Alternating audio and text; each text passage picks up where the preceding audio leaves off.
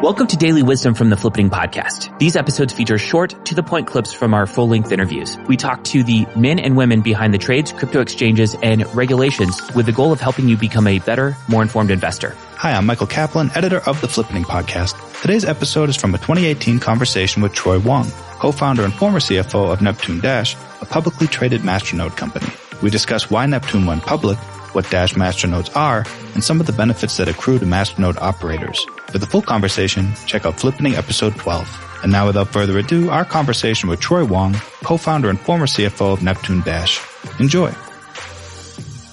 Do you see Neptune Dash as primarily solving a problem for investors that are looking to get exposure to cryptocurrency markets, or is that just one of the benefits and the other is that you're solving a real problem for users of the blockchain?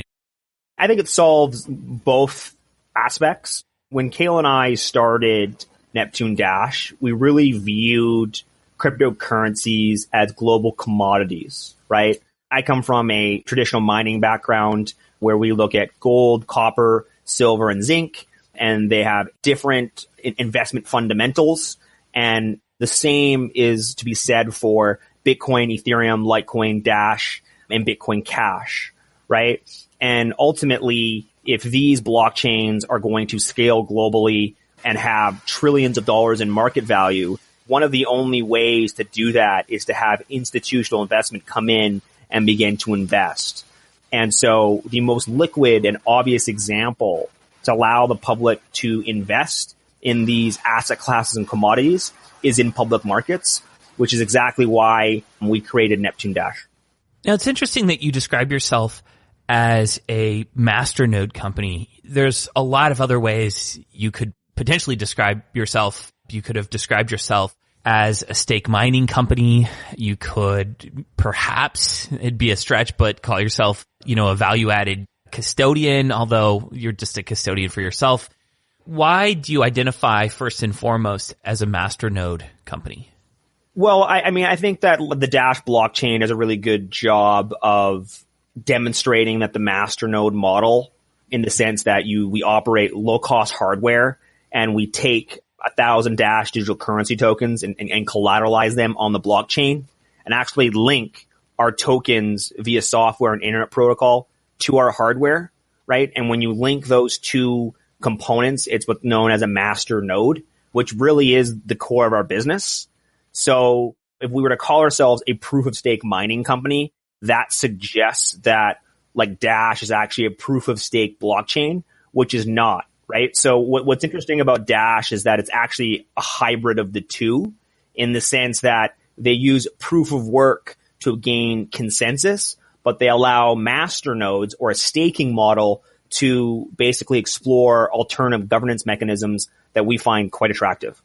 And to also validate instant transactions. Yeah, so the Dash masternodes primarily serve three functions on the Dash blockchain. One of them is instant transactions, which you alluded to earlier. The second one is what's called the private send feature. It's really a coin mixing feature to increase fungibility on the blockchain, such that a single Dash coin can actually be traced back through the full history of its operating life since the Genesis block, which we think is important, and privacy is a really important characteristic for our currency. And then the third, which is the most compelling, is the governance or the Masternode voting feature, which, I'm looking forward to talking to you about, because the governance feature allows decentralized stakeholders all around the world in real time to instantly gain governance consensus and actually act on it in real time, right? And it really is a breakthrough in corporate governance that we haven't seen in modern capital markets. What do you think is the best analog to being a masternode in the traditional financial world, or do you think one exists? That's a good question. I've never heard that before. Like, what would a masternode most compare itself to? I don't know if there is a comparison other than, simple, traditional, one common share, one vote, so to speak, in terms of in global liquid public markets, which was really, really good for 100 years ago, where the concept of actually taking a company and dividing it up into little pieces of ownership on pieces of paper and trading it around on Wall Street was very novel at the time. Now people just trade these pieces of paper around like it's normal. But 100 years ago, it would have been very, very challenging to sort of wrap your head around. But the problem with the current sort of common share structure, if you will, is the governance model in place, in the sense that if I actually want to enact change as a shareholder, it's enormously expensive in terms of I have to hire very, very expensive lawyers to fight various proxy battles potentially. I need to accumulate a large common share position in the public company that I'm looking to actually enact change. And thirdly, and most importantly, I have no idea what my other common shareholders actually think. Where allowing for a masternode voting system where any masternode can stake on the network and effectively be known as a trusted actor and then can actively participate, I know in real time what the other masternode holders think on any given topic. And so I think that as these blockchains get built out, this type of decentralized governance model is really going to resonate with people. It's going to make a lot more sense. And we're going to see a shift from public companies, tokenizing their common shares and somehow being able to collateralize them on a blockchain or some sort of masternode and allow for the sort of live streaming active voting structure that's currently in place on the Dash blockchain. Maybe another way of kind of getting at this is exploring where your influences lie or what models you look to. So when you were thinking about starting this business and you were perhaps pitching this to co-founders or investors, did you make reference to another business? Like when you were doing financial modeling, is there another public company you looked at? Where did you draw influence from? Most of our investors in our initial capital raise are institutional investors, varying in various levels of sophistication. And so many of them may not know what a masternode is. And so I had to basically explain it to them. And the way that I explained it and the way that I understand it is that Neptune Dash is most comparable to an ETF product in the sense that you have a public vehicle or a publicly traded company that holds a massive amount of digital currency on its balance sheet, right? Such that the value of the company will rise and fall with the underlying commodity price, in our case, the Dash blockchain, right?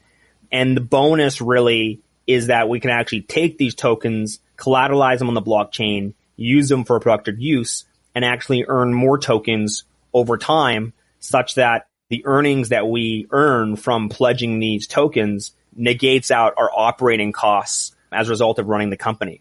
Whereas like most ETFs, traditional capital markets, they don't have such a high yield because their assets actually aren't used for anything productive.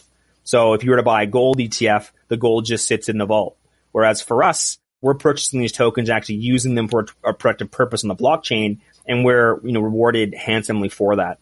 So the ETF comparison made a lot of sense with our investors.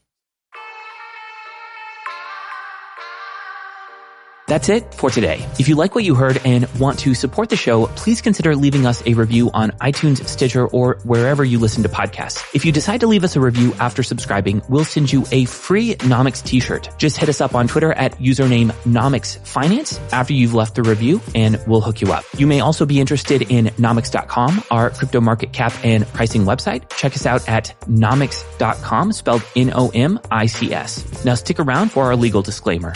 All opinions expressed by podcast hosts or guests are solely their own opinion and do not reflect the opinion of Nomics or any other company. This podcast is for informational and entertainment purposes only and should not be relied upon as the basis for investment decisions. The producers, hosts, and guests of the show may maintain positions in the companies or assets discussed today.